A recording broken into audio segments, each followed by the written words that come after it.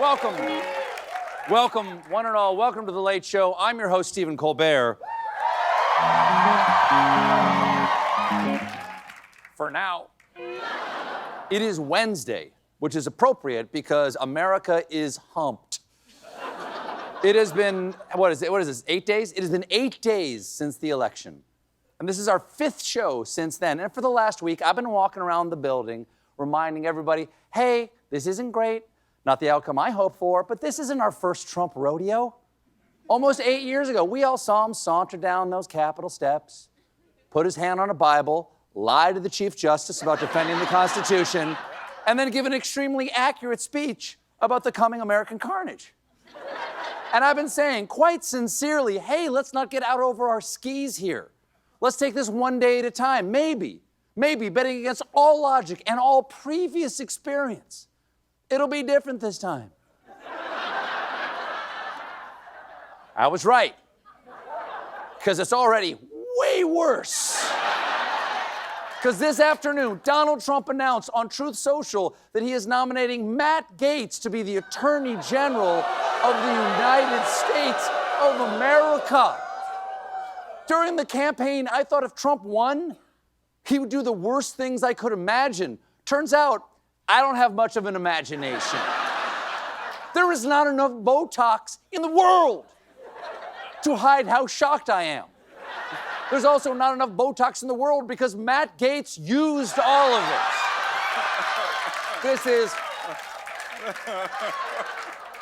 This is just a little amused douche.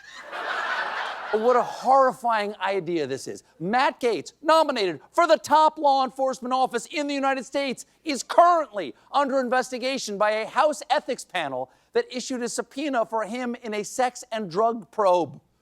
Which really, when you hear that, it really makes you wonder, did he bring enough drugs to share?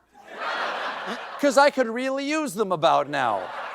Now, as a part of that congressional investigation, Gaetz was questioned about whether or not he engaged in sexual activity with any individual under 18, which is why next year, the Justice Department is implementing a new Take Your Daughter Far Away from Work Day. This appointment has got to shock the current Attorney General, Merrick Garland.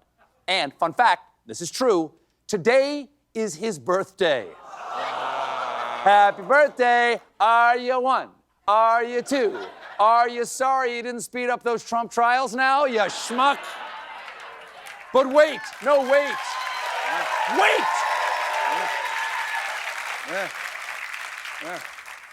It also gets additionally awful because Trump gave another extremely important job to MAGA minion and Cruella de Village idiot, Tulsi Gabbard. Brace yourselves, ladies and gentlemen, and maybe put on a cup because Tulsi Gabbard has been named Trump's nominee for Director of National Intelligence. Now, I have met this woman. I interviewed Tulsi Gabbard right over there during the 2020 presidential campaign, and I gotta say,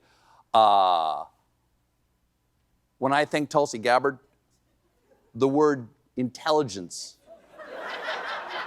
is not the first one that comes to mind. Or the second.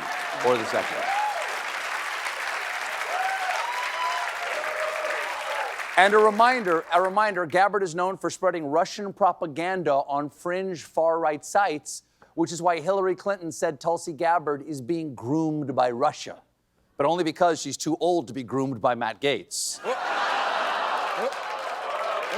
Allegedly. The investigation's still out.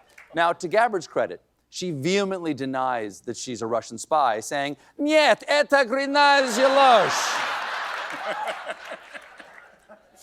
Keep in mind, this was not the outrageous, stupefying story that I thought I'd be leading my monologue with tonight. No, I thought I'd be popping off about who he announced to be Secretary of Defense, Pete Hegseth. Well, the reviews are in. They went from wow to who the is this guy? I'll tell you who the is this guy. He's the longtime host of Fox and Friends, Weekend. Meaning he's not qualified to sit next to Steve Doocy. And yet he's going to be managing the most powerful military in the history of the world. If we have a war on a weekday, he won't know what to do.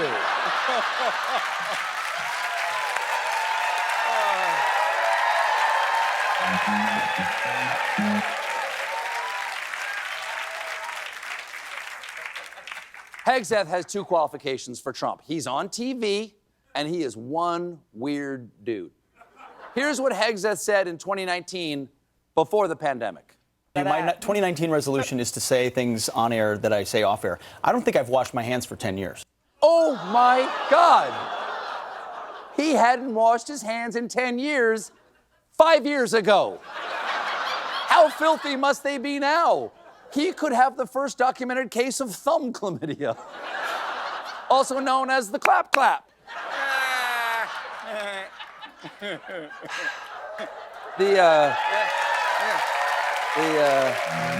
okay? You doing all right? Field Marshal Poopy Palms continued. Really, I don't really wash my hands ever. Help me! No, I inoculate myself. It's just not, germs are not a real thing. I can't see them, therefore they're not real. Okay. So now we know his strategy for the war in Ukraine. We did it! The fighting is over! Oh no, who started this war? Oh, thank God, we achieved peace! Oh no, I gave myself pink eye.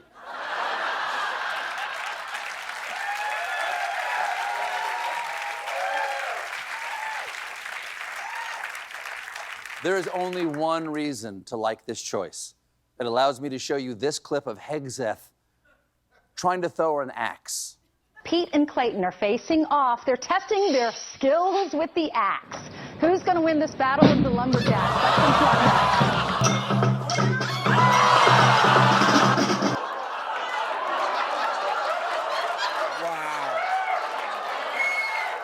Wow.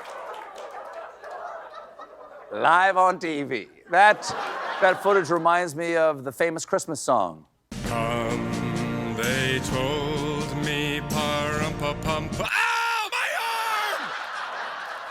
And so that's Hegseth. That's all the nominees so far, right? And here's the thing: we're not done. I mean, the country's done. We're cooked, but we're not done. We're not done with the list of notables being packed into Trump's Star Wars cantina of a cabinet.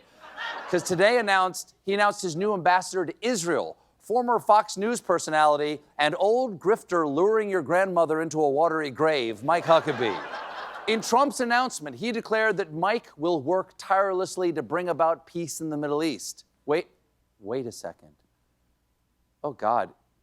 Is this how you're telling us Jared Kushner did not bring peace to the Middle East? Did you guys know? Did you?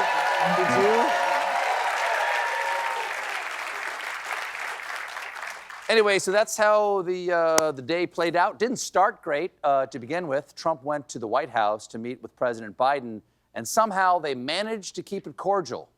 Well, Mr. President-elect and former President, thank you. Donald, congratulations. Thank you very much. And looking forward to having like we said, a smooth transition. Do everything we can to make sure you're accommodated, what you need, and we're going to get a chance to talk about some of that today. Welcome back, Jack. So happy you're here. This smile's as real as my teeth. Sure, I'm glad I dropped out. Good call, Nancy. Pushing old Joe out really saved democracy. Now let's make a peaceful transfer of power to our new system of government, a flaming clown car into Nutball Canyon. Joe's got to go watch the new Lady Matlock. Y'all can go yourself. Joe's out.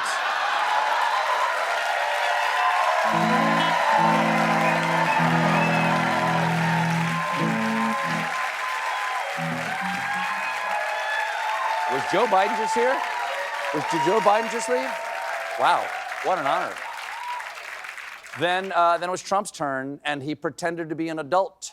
Thank you very much. And politics is tough, and it's, in many cases, not a very nice world, but it is a nice world today, and I appreciate it very much.